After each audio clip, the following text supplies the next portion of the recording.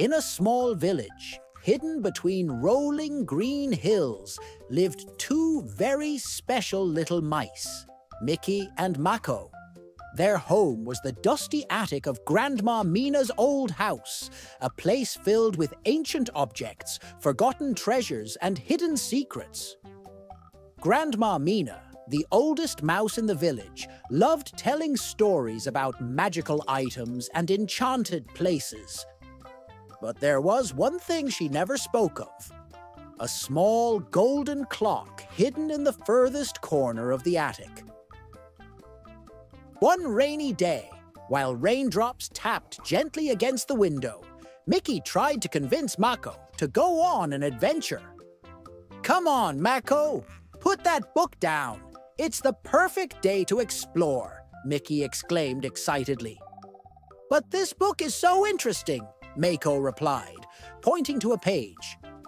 "It talks about magical clocks that can grant wishes." "Wishes?" Micky's ears perked up. "Then let's go find one. Maybe it's here in this attic." The two mice began exploring the darkest corner of the attic. Micky climbed onto an old chest, pushed aside a dusty trunk, and suddenly, something glittered. A small golden clock lay hidden in the shadows. "There it is! I found it!" Micky shouted triumphantly. "Wait!" Mako gasped. "This clock looks very old and magical. Look at these strange symbols."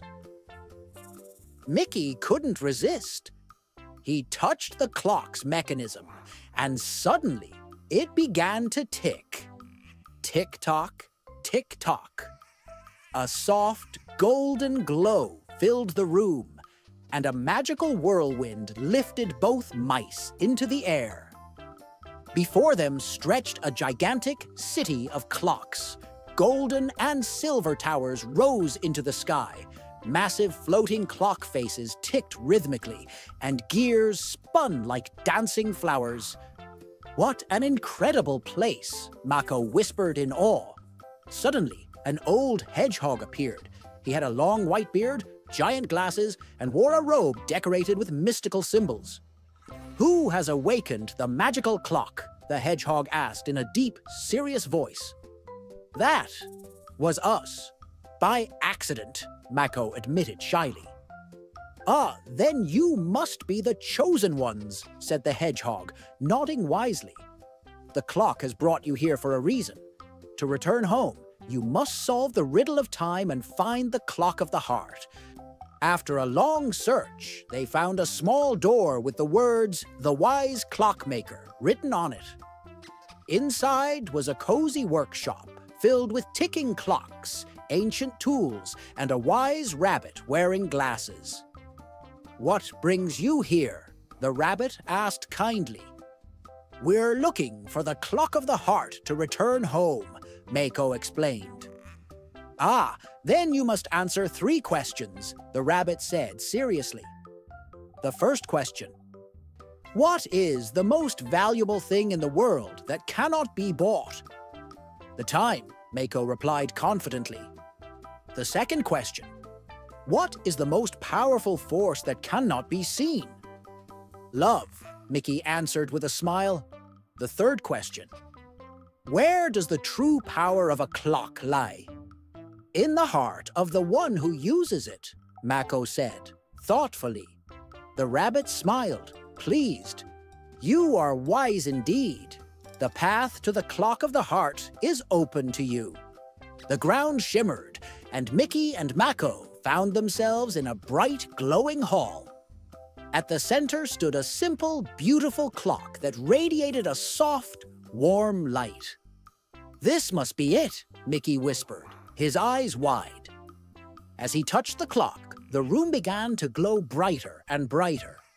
A whirlwind of golden light surrounded them, and for a moment, time seemed to stand still.